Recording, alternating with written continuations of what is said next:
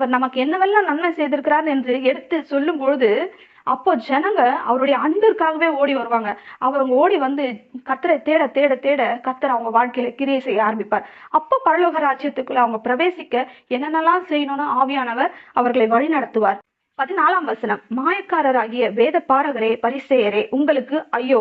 பார்வைக்காக நீண்ட ஜெபம் பண்ணி விதவைகளின் வீடுகளை பட்சித்து போடுகிறீர்கள். இது நிமித்தம் அதிக ஆக்கினையை அடைவீர்கள். இப்போ ஒரு விதவை பெண், விதவைகள் வந்து இவங்க கிட்ட ஹெல்ப் கேக்குறாங்க.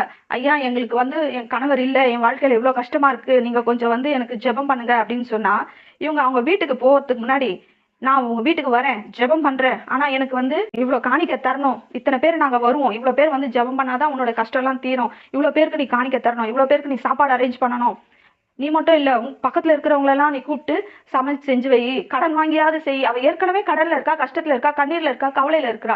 ஆனா நீ இதெல்லாம்